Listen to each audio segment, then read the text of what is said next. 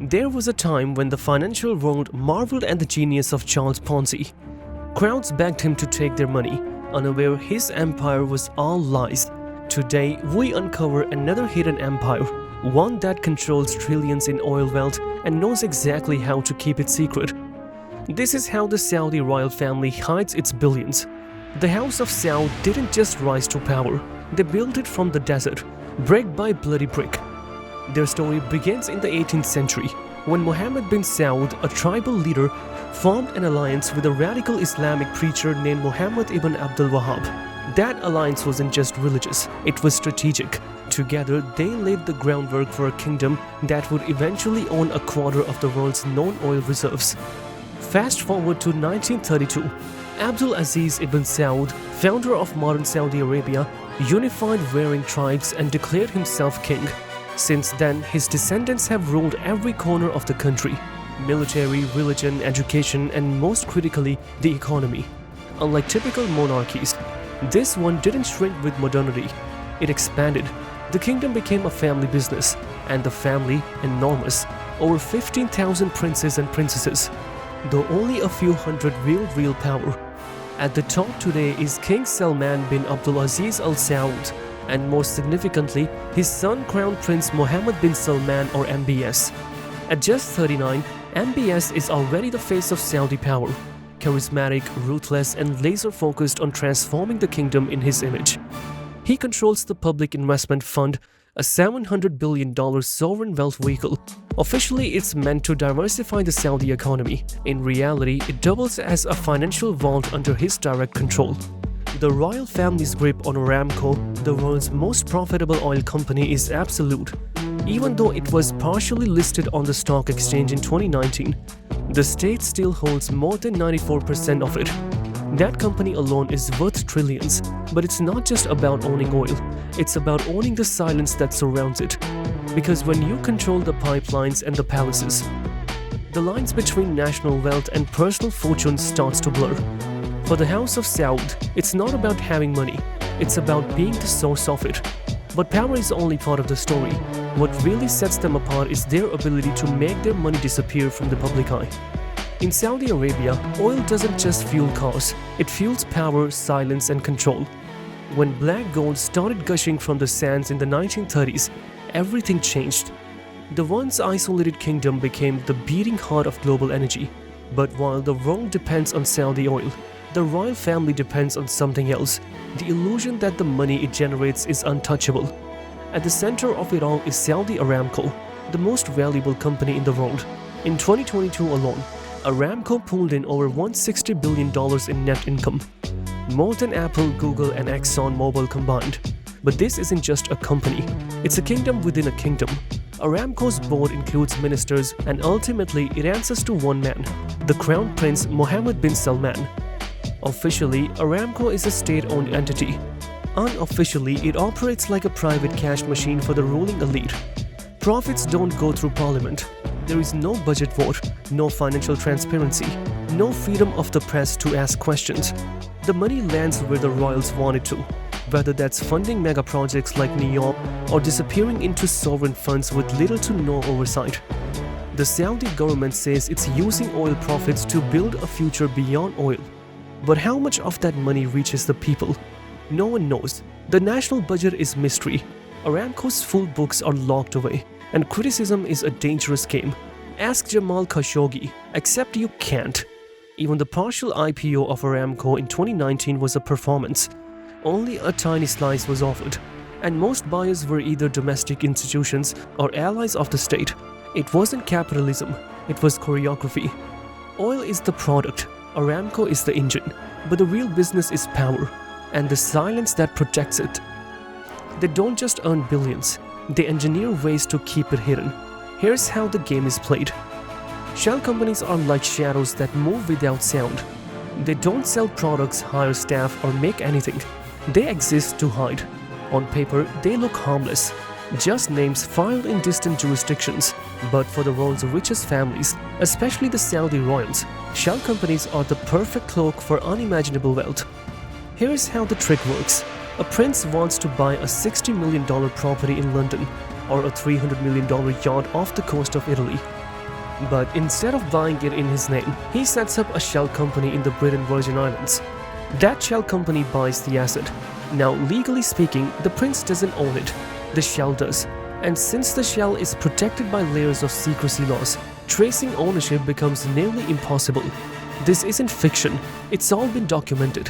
When the Panama Papers leaked in 2016, followed by the Paradise Papers in 2017, the public got its first glimpse into the offshore empire. Names connected to the Saudi elite surfaced across spreadsheets and email trails.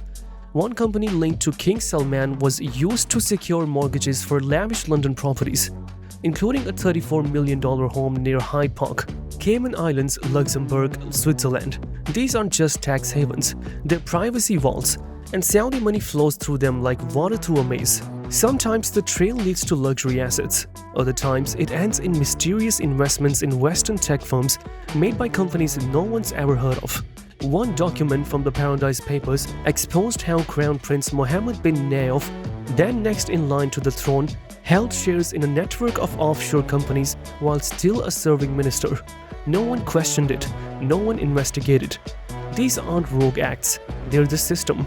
A system built to move billions across borders without a trace. Governments know it, banks enable it, and the royals perfected it. Because when your fortune is big enough to move markets, it pays to keep it invisible. But hiding money isn't just about companies and islands. Sometimes it's all about luxury. Money, when it reaches a certain volume, stops being spent. It gets converted into palaces, paintings, and floating cities disguised as yachts.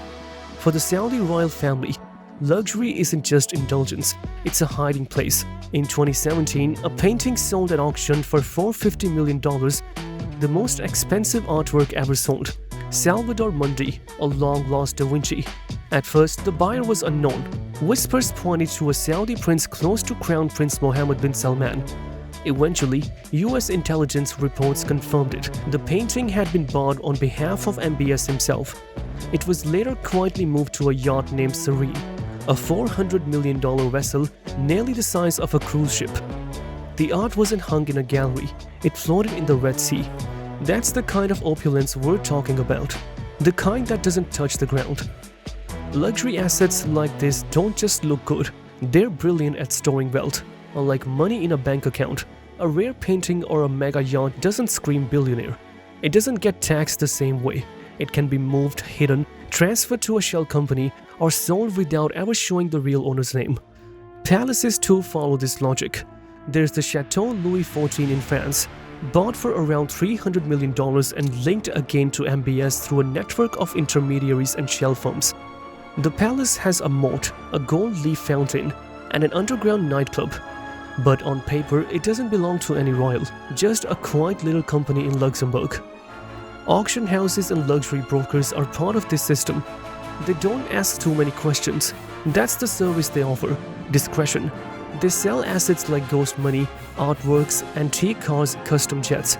With price tags so absurd, they act as both trophy and safe. For most people, wealth is visible. It's the Rolex, the car, the address. But for the royals, the true flex is invisibility. To own the most expensive objects on earth and still walk past you like a stranger. Of course, buying stuff is one thing. Moving money without anyone noticing, that's another level. Money doesn't just vanish, it gets cleaned, washed until it looks legal, respectable, untouchable. For the Saudi royals, with billions constantly in motion, laundering isn't an act of desperation. It's routine, polished, systemized. One of the quietest tricks is trade-based money laundering. It's as old as the Silk Road, but now it's played with shipping containers and falsified invoices. Imagine a Saudi-owned company exporting textiles to a shell firm in Switzerland. The goods are overvalued by a few millions. The receiving company pays the inflated invoice, and voila, the money is moved across borders, wrapped in fake paperwork, and no red flags go up. Then come the fake loans. A prince in Riyadh borrows $100 million from a front company registered in Cyprus. On paper, no real money changes hands, but the debt gets recorded, the transaction logged, and just like that, black funds are laundered into a structure with legal standing. A debt repayment later on makes it look like clean profit. Bogus contracts are another favorite. Consulting deals, development agreements, strategic partnerships. Phrases so vague they're almost satire. These documents are often signed between royalty-linked firms and ghost companies that exist purely to move money. No services rendered, no questions asked. And real estate, that's the most glamorous washing machine of all. In London, Knightsbridge is practically a money laundry. Properties are bought through anonymous companies. A townhouse sells for $40 million to a buyer no one's ever met. Lawyers handle the paperwork. Brokers take their cut, and the prince behind the deal never sets foot inside. In Paris, the Avenue Montaigne sees similar games. So does 432 Park Avenue in New York. A single apartment becomes a vault, a safe disguised as a skyline view. The property appreciates, the identity stays buried. Middlemen are the glue. Lawyers, bankers, realtors, they know the rules and how to bend them. A good fixer can turn $10 million in dirty oil commissions into a clean business acquisition in under a week. They're the quiet enablers, paid not to ask where the money came from, only where it should go. And then there's the part no one likes to talk about: politics. When you have something the world can't live without, like oil, you don't need to play by the rules. You can write them. For the Saudi royal family, diplomacy isn't about handshakes and summits. It's about survival immunity and making sure no one looks too closely at the money. Take the relationship between Saudi Arabia and the United States. It's not just warm, it's transactional. Billions of barrels of oil in exchange for billions in weapons. In 2017, Donald Trump visited Riyadh on his first foreign trip as president. The Saudis rolled out the red carpet, then inked arms deals worth over $100 billion. That wasn't just business, it was silence purchased in bulk. You don't investigate your biggest customer. The UK, France, Canada, they all play the game. Western leaders condemn human rights abuses with one hand, then sell fighter jets with the other. And when things get ugly, like the murder of journalist Jamal Khashoggi, there is outrage, but only just enough. No sanctions that matter, no frozen assets, no investigations into where the wealth is really parked. Saudi royals don't need passports to cross borders. Their real pass is power. It's why a prince can own property in Belgravia, stocks in Tesla, and still be untouchable. It's also why sovereign wealth funds like the Public Investment Fund have become so powerful. On paper, they're national assets. In practice, they're royal tools, used to buy stakes in companies like Uber, Facebook, and Live Nation. When the PIF buys a piece of your economy, you start watching your words. Even at the height of international scandals, investments don't stop. No one wants to risk offending a regime that can raise oil prices with a phone call or shift billions out of your stock market overnight. That's the real immunity. Not diplomatic titles, but economic leverage dressed in royal robes. Still wondering how this is all possible? Let's zoom out a little. In Saudi Arabia, the phrase checks and balances might as well be a myth. There is no independent press to ask questions, no watchdog agency with real teeth, and no financial institution willing or allowed to challenge royal authority. The House of Saud doesn't just rule the country, it runs it from top to bottom, like a tightly managed boardroom where dissent is a firing offense. The Ministry of Finance answers to the king. The central bank follows policies shaped by the crown prince. Even the religious leadership, historically a counterweight to political power, has been reined in. That's not governance, that's control. In most countries, journalists investigate. In Saudi Arabia, they survive if they stay quiet. Jamal Khashoggi didn't. He fled, kept writing, and was murdered inside the Saudi consulate in Istanbul. A team of agents flew in and out in private jets. Nothing about it was subtle. It was just an execution.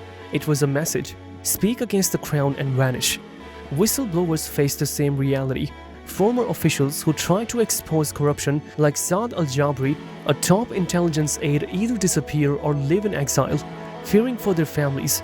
Al-Jabri alleged billions in theft by top royals and found his children detained back in Riyadh as leverage. Even basic transparency is non-existent. Aramco's full finance remains a secret. Government budgets are vague. Audits are internal, if they exist at all. There is no public disclosure, no opposition party, no real court of appeal. The lack of oversight is not a flaw, it's the foundation. The system is built to make questioning impossible. When a single family owns the wealth, the media, the military, and the legal system, There is no such thing as accountability, only consequences. With no one watching at home, the money moves freely abroad. Saudi money doesn't just sit in banks, it flows through the veins of Western capitalism. It's in the apps people tap, the movies they watch, and the universities that shape the next generation of leaders. This isn't just wealth, it's soft power, disguised as investment. In 2016, Saudi Arabia's public investment fund sank $3.5 billion into Uber. The move wasn't subtle. Then Deputy Crown Prince Mohammed bin Salman even took a seat on Uber's board. That same fund later bought a $500 million stake in Live Nation, which runs some of the world's biggest music festivals. In 2022, it grabbed $2.9 billion worth of shares in Disney. These aren't just passive financial plays, their influence leveraged at the highest level. And then came Twitter. Prince Al-Walid bin Talal, one of the kingdom's most visible billionaires, once owned more of Twitter than Jack Dorsey. When Elon Musk took the platform private, Al-Walid stayed in as a major investor. The same man whose country bans free speech now owns part of one of the world's largest speech platforms. Behind many of these deals are royals who never show their face, silent partners, invisible shareholders, names buried in offshore trusts or shell corporations. A fund might list no royal connections on paper, but a few layers deep, the fingerprints are there. This is how influence is bought, not with speeches or armies, but with capital injected into the everyday fabric of Western life. It buys silence, it buys credibility, and more than anything, it buys access. It's a web of money, silence, and power. But has anyone ever tried to stop it? Trying to expose Saudi wealth is like stepping into a minefield. Jamal Khashoggi did and paid the price with his life. Lured to the Saudi consulate in Istanbul, he never walked out. The world watched in horror, then quickly moved on. NGOs like Global Witness and Transparency International have tried to trace royal money trails, but they run into walls of secrecy, threats, or frozen access. Saudi Arabia isn't bound by many disclosure laws, and its global partners are too financially entangled to press hard.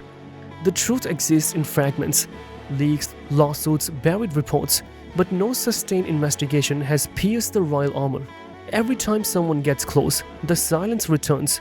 So we're left with a global empire of money that few dare to question.